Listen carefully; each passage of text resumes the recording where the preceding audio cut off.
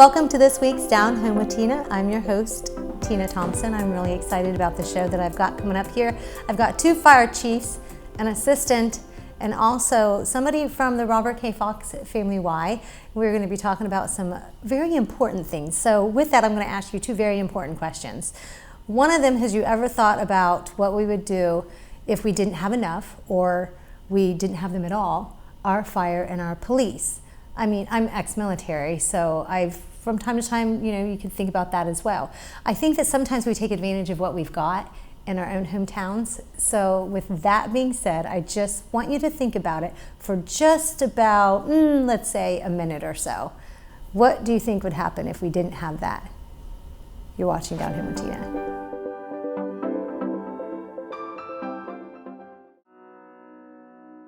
The Frankie Smith Funeral Home and Crematory in Lancaster and the Johnson Smith Funeral Home in Baltimore have a long and wonderful history of serving our community.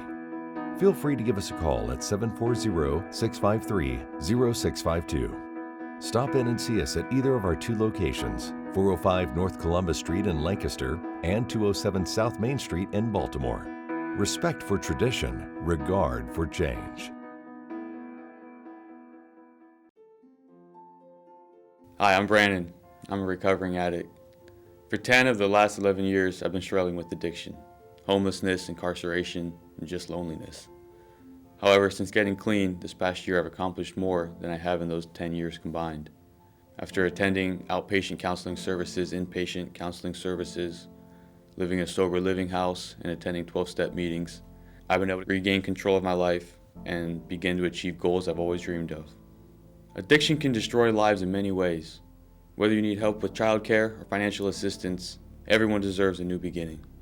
Recovery supports are just that, supports for recovery. My life mattered. Your life matters too. This message is brought to you by the Fairfield County Adam H. Board.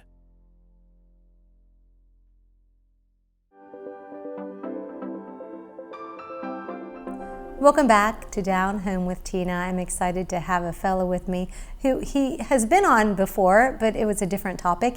This time he is on with me because why I wanted to really highlight him is because he has just become the new fire chief at Bloom Township. It is Fire Chief Thomas Williams, and I'm so excited to get the opportunity to have you with me to talk about just you and the reason why you, Thomas, had decided to become a fireman in the first place. Because how many years has it been now? 28 total, 25 full-time, yeah. Really? Yeah. So did you start out part-time then? I started out as a volunteer. Oh, okay. Yeah. My wife and I moved to Lithopolis right after we were married, and I was in the Carpenters Union at the time. And I saw the firehouse down the street, so I said, I wonder what it takes to be a volunteer fireman. So I went down, just absolutely fell in love with it. And they just started sending me to schools, and I just kept taking every opportunity to go to school every time they wanted to send me. So came up through the ranks. What is the best thing so far that you have, I guess, learned throughout the entire process in your career as a firefighter? That people are good, and we lose that these days, and we get to see people on their worst days, and overall people are good. There are bad people everywhere, but generally people are good, and I love seeing firemen step up, law enforcement step up, and just citizens who step up and help others who are in need. Throughout all of these years, what have you seen as the biggest change? Wow. I mean, so much has changed. The way that we handle different topics like potential for terrorism or potential for how we deal with EMS patients. When I started, we had maybe a handful of drugs. Now we're doing a lot more in the field. The way that buildings are built now are different. We have to constantly learn. In 28 years, I'm still learning every day. Yeah. I hang out with a lot of guys who challenge me, who expect me to know more, I've taught at the Hot Fire Academy for 16 years, and I love being around that environment because it's always guys sharing ideas and sharing knowledge, and I've never stopped learning. And that's one thing that I love about the job, is the challenge of never having enough knowledge. Do you continue to learn with each firefighter that joins and comes in to Absolutely. Township? We're in a bad spot when we stop learning from young guys. I can learn as much from them as they learn from us. They go to different classes, they read different things, they look at life differently than what we came up as, and they can relate to people differently. The idea that this younger generation is somewhat behind the eight ball. And I see that sometimes, but when you see firemen that are coming up, young men and women who want to serve in the fire service, it excites me, because those are people that aren't going to just sit back and let somebody else do it. They're the ones that are looking beyond. We have a lot of things going against it. We have cancers on the rise with firefighters, heart attack, and we have people coming into the fire service every day because they want to serve. Do you believe that those younger ones that are coming into the fireman program, that they are able to teach you in a way and how to help those that you are going out on the runs as well, because of their perspective of the way they see things? Do you know what I'm saying? Yeah. Like, to give you more of that, okay, so this is what we may be dealing with in this situation. Yeah. Because of their mindset, with somebody that you're going to help. The whole thing is different. I mean, it doesn't matter if it's a new person or a person that's been side by side with me for 20 years. Is we're constantly always looking to learn more and learn differently. I always tell our guys, I've been a lieutenant for several years, and I always tell my guys, if you see something, you got to say something. I could be missing something. Oh, yeah. And we're constantly, I teach my guys to, when they get off the truck, it's your job as much as it is mine to look at that building and figure out what's going on, or look at that patient, figure out what's going on, whether you're in charge or not, because you're going to catch something that I'm not. We're all looking at different things. We're all noticing different things. And when we can do that, it's better for everybody. When you out, because you will get either it's a call out for the paramedic or it's going to be for a fire. Yes. Yes. So how do you know the difference right from the start? The dispatch message is clear, especially nowadays when we're dealing with COVID and things like that. We're getting a lot more information about, especially EMS runs. Even when we go on fires, we have to do special reporting on whether we think it was related to COVID. Would these people really be home if it wasn't for COVID and being quarantined at home? Yeah. So we have to do special reporting for that. But dispatch message is pretty good. We have a great dispatch center, and we get dispatched from MEC for Violet Township. We get dispatched from Columbus, and we get dispatched from Fairfield County. But all three are fantastic dispatch centers, and they give us a lot of information. How many gals and guys do you have on your fire team? At Bloom Township, we have around 32 right now. It comes and goes. The fire service is constantly going back and forth. Okay. After 9/11, we had a huge influx. Everybody wanted to be a firefighter, and now the pool is kind of shallow because the classes aren't filling up. We don't have as many people want to step up and do that job. And then when COVID hits, no schools are open, so we can't run programs. The High Fire Academy just finished up the class they started several months ago. So there's a big competition for a lot of the workers that are out there. Are you always looking for firemen? We are. We're always taking applications. We're always looking for, we're a very inclusive fire department. We want to make sure that we bring anybody that's interested in coming in, and we give them an opportunity to, and sometimes they fit and sometimes they don't. Fire departments are like small communities. You have to be able to fit with the leadership. You have to fit with the type of runs we get. You have to fit with the community that you're in. And people can adapt to those. And once you find a good fire department that you get along with everybody, and you like the training, and you like all the aspects, you like the vision of the leadership, all those things, you really find a home. And it doesn't, no matter money can take you away. Right. Do you have part-time and full-time? We do. We have. We used to have volunteer part-time and full-time. Now we're part-time and full-time. We have 15 full-time guys plus myself, and then we have some part-timers. Okay, so are you looking for anybody specific to come in, certain ages, or you just welcome, just an application if you have the love for wanting to help? If they have a firefighter 2 card and an EMT basic minimum, then we'll bring them on. We'll interview them. We go through an extensive process. We do background tests, we do interviews and things like that, and we really are looking for people who are fit. And that's very important with any fire department. You want to find somebody that fits. As far as the runs that you've been going on, do you find that there have been less during COVID or more? Absolutely, we've gone on less. I think everybody's been affected by less. Being at the Fire Academy, every one of my guys, tells me, runs her down because people don't want to go to the hospital. Right. Yeah. And we're seeing a kind of a tick up where people are starting to say, okay, I'm comfortable now, but you family can't come into the ER a lot of times, and people are nervous about going, and we struggle with that. We've really tried to convince people if you need to go, you need to go. I tell you what, there have been things that have happened that I didn't expect happen, and thankfully I didn't find myself in the situation. I like to bake cookies, for the Down Home with Tina show. Yeah. And this was a few years ago, before the show ever was even thought of, that I was making cookies, and my best friend was visiting me, and we're just in the living room, we're talking and everything, and I have no idea how it happened, but I go into the kitchen and I open the oven. I don't know if I started smelling something, or I'm not even quite sure now. I can't remember. All I know is I opened the oven.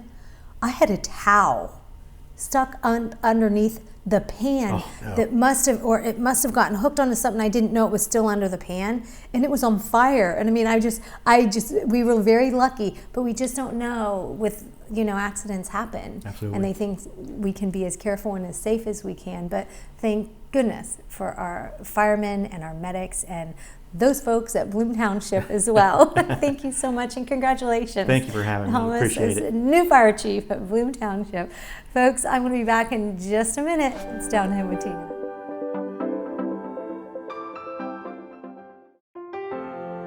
Dagger Law has been part of the Lancaster community for more than 110 years. This is where we live and work. You'll see us at festivals, sporting events, and all around town. We consider our clients as friends, and we walk alongside you through challenging times. Whether you're a growing business, a changing family, facing litigation, planning your future, or dealing with land issues, we're right here. We are local. We are trusted. We are experienced. Dagger Law.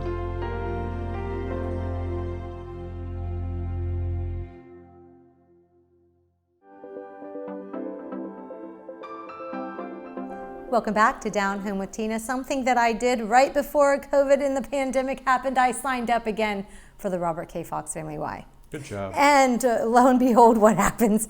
Bam, we couldn't work out. And it was right at that time where I don't know, I can't speak for everybody, but I know for myself, I was really needing some kind of, because when I run and I get my exercise, I feel better. I'm that crazy happy runner that I'm like 8 minutes in and I'm starting to smile and I've got my earbuds in and I'm kind of dancing when I'm running because I'm in my own zone of going at it. But where better than the Robert K Fox Family Y? I love running up on the track, and I've got with me right now the executive director, Howard Long, who has agreed to chat with me.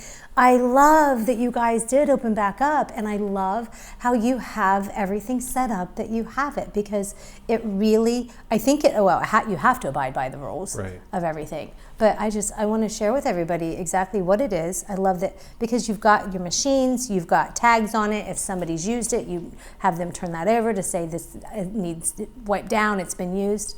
Right. It's great. We're following the rules. Mm-hmm. I can look back very quickly and say that, March 16th, when it was announced, March 17th, I furloughed 127 staff. Hardest day in my 31 years. No one's ever had to do a lot of things that we're dealing with right now. Yeah. We applied for the payroll protection plan. That took about a month to get approval. And once we got approval, we brought back 98 of the 127. We had quite a few staff that had compromised immune systems or just did not feel comfortable. And even to this day, have not come back. But what we were able to do in about a 5-week period is clean like we've never cleaned before. I'll joke with you, we had a closet, it probably would have been an episode of Hoarders. And now that, you had it had a path, and you from one end to the other, and just cluttered on both sides, completely cleaned it up. I think we were, for 3 weeks straight, we had the dumpster filled every single day. We just got rid of things that we didn't need, but in the same sense, deep cleaned. Yeah. We then staged everything, like the equipment that you saw upstairs on the track. I mean, one of the lanes in the track is gone right now because we pushed the equipment out. In the pool, spacing. We brought swim team back on, I believe it was June 22nd. 2 to a lane. We're now up to the point where, with some loosened restrictions, we can put 5 in the lane now for swim team. But still, they're spaced. The lobby, everything. You know, you walk in, first step 1, temperature check. Step 2, COVID release form if you've not done the COVID release form. Step 3, you check in. And then, you know, the fitness center is one way in and one way out. Back of the building's one way in, one way out. Has it affected the membership? Oh, yes. So I can tell you, just for the month of August, we canceled 78 memberships and brought in maybe 26. Year to date, with COVID, I'm down 248 membership units pre-COVID, since pre-COVID. So yes, membership is struggling. I have 175 memberships that are on hold right now because their comfort level of coming back. You know, our goal is we want you to feel comfortable. We want you to feel safe when you come in the building. Correct. The showers, for an example, the showers have to be cleaned after every single use. And the only showers that we have available per the guidelines right now are the 2 locker rooms off the main lobby. And that's about it. You know, Howard, I myself as a member, you're not overcrowded at any time I go in. And I go in at different times. It's not that I go in the same weekday, the same time. I've gone in at different times. And you're not overcrowded by any means where people are violating their social distancing. And they're doing that because, I mean, there's just, and like if I see somebody on a machine, I'll wait until it's wiped down. Or I won't use that machine for that day if I'm on a, you know, limited time of my time at the Y that day. So I guess what I mean is that, you know, if you really can, and you, because I just believe in staying healthy is one of the ways of, and it is exercising and of course eating right and the other things that go along with it. But well, they've shown that in their early studies, how important it is to stay healthy. I think I heard something on national news a couple of days ago just reiterating that exercise is one of the things that help you combat COVID. It makes you a stronger person if you're able to go through it. And those who do have compromised systems, I do understand that completely, as you know, or their age or whatever.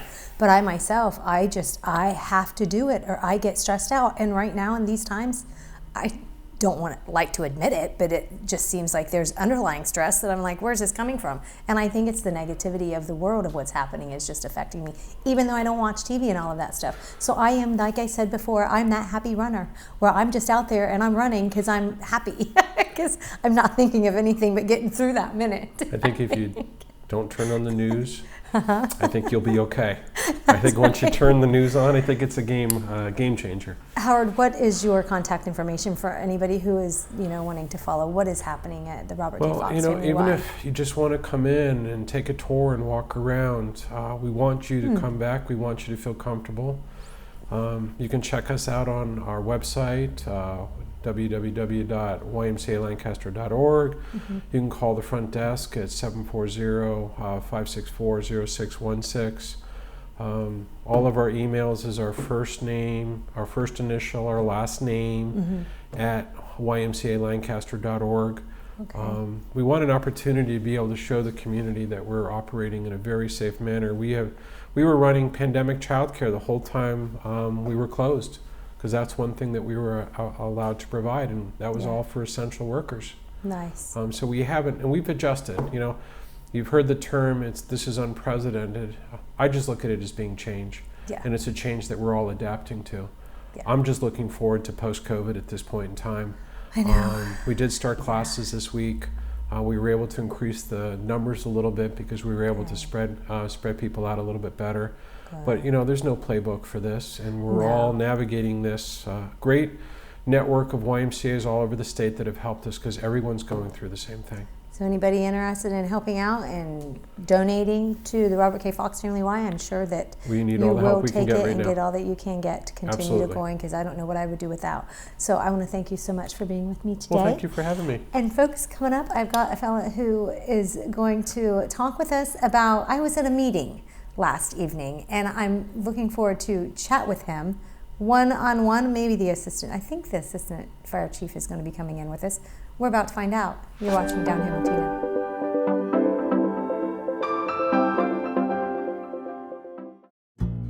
Fairfield Federal. When it comes to our customers and our community, we go above and beyond to help. Our people make the difference. We were retiring from Tucson, Arizona, and we made a retirement trip out around Ohio, having decided that's where we wanted to be. And we came across this town called Lancaster, and we fell in love with the downtown area, where the fountain is, and the memorials, and the flags, and all this stuff. And we looked around, and I said, "There's our bank, right there." There's something to be said about a community bank in your hometown. Right. If you live in the community, you should do business in the community as much as possible. So it makes sense to bank with the community bank where you live. Fairfield Federal is the bank to be at. If you live in this town, or any town actually, you want to bank at a local home bank. And the employees are happy here, they're conversant, customer service is through the roof. There's nothing more you could ask for. Personal or business banking, whatever you need, we take it seriously because we know you do. Stop by today at any of our 3 locations and see why the difference is clear. Fairfield Federal Savings and Loan specializes in banking that revolves around you. Member FDIC Equal Housing Lender.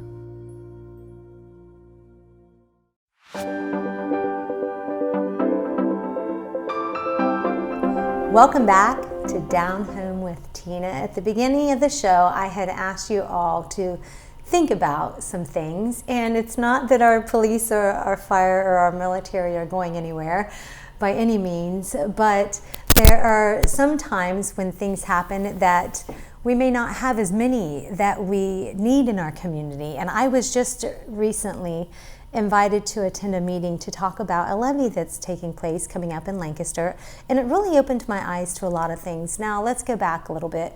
It's been several years that when I was in radio, on a regular basis, I would have somebody from Lancaster Police Department, and it seems that on TV, I still have folks from the Lancaster Police Department.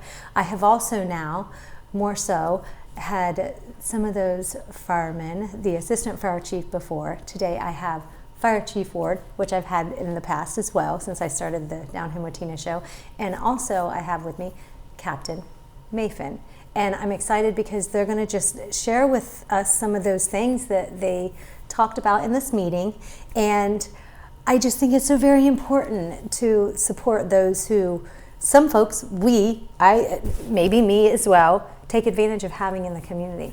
Mm-hmm. And so what do you hear? What are you going to share with me today? Some of the stuff that opened my eyes last night, Chief Ward. Well, we have a levy coming up, both for police and fire, and it's really critical for us at this time. I've been with the department 31 years. We'll be 31 in October, and I've never seen the finances and as bad as they are to funding the departments. It's not that there is money. The problem is there's no money. The true big levy that we had was in 1989, and it was a 0.45 levy, and it's funded us for about 30 years.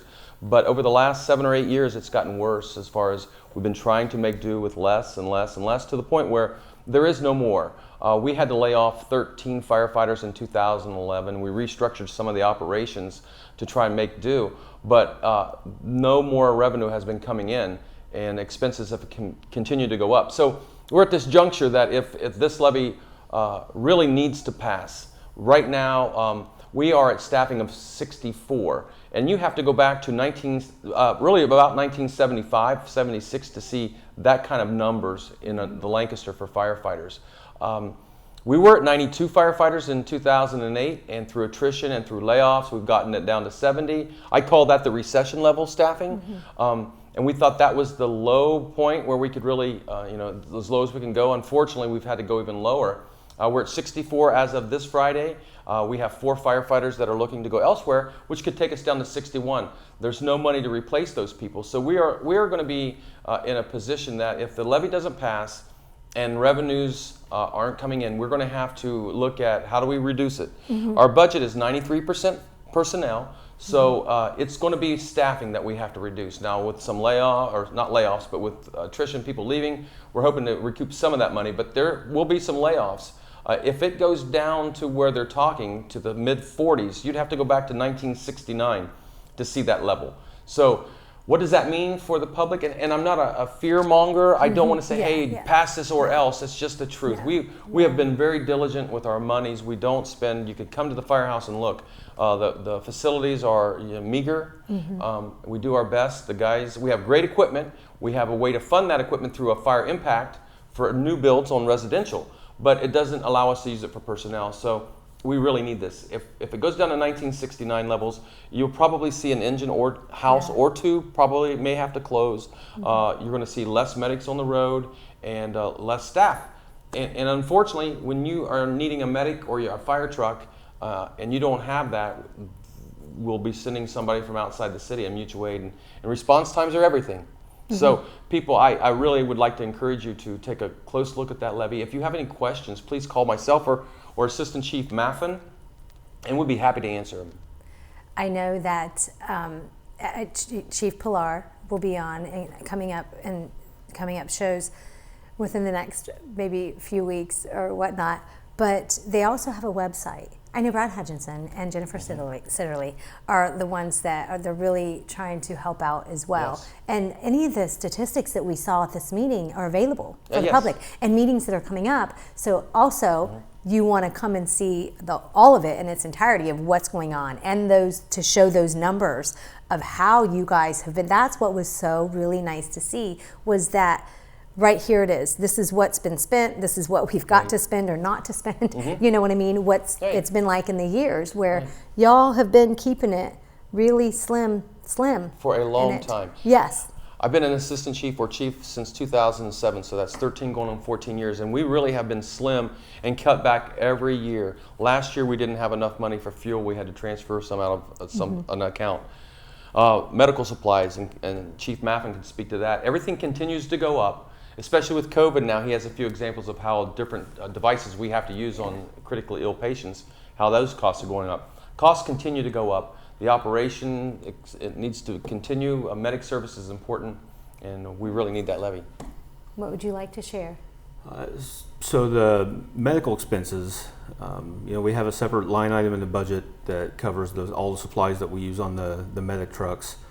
Some of the examples of expenses that have risen just since COVID has started is, the tubes we use. If you're a family member are ill enough that you need assistance breathing and we have to put a tube in your throat, the ones we are using to protect secretions and airborne stuff from getting around everybody has gone from about $3 a piece to $27 a piece. The breathing treatments for asthma attacks and patients like that, the equipment we use to deliver the medicine for the breathing treatments have gone from about just under $2 a piece to about $11.90 each. Those are two of the biggest things that we use on a regular basis, and probably my best examples. But across the board, our medical expenses or supply expenses have risen. Over the years, we can track trends from our suppliers of what something cost 5-6 years ago and how it's risen just like inflation has every year, and without any big changes in our budget to do that, especially once we get towards the end of a fiscal year, it becomes really challenging to make sure that our trucks are stocked with the supplies that we need for the roughly 8,200 medic runs, give or take, that we went on in 2019, and we're on a similar pace this year. And we've got to go, and we're about out of time, and I want to thank you gentlemen so much for taking the time to be with me. I'm hoping to have you back again before the date comes when you all have to choose. But if you've got questions, please just reach out to Fire Chief, Assistant Fire Chief, and they will be able to help you with those questions when it comes to the fire department. And the other stuff, you can follow it on a website, yesforlancaster.com. Thank you so much. God bless, and have a great week. It's Down in Latina.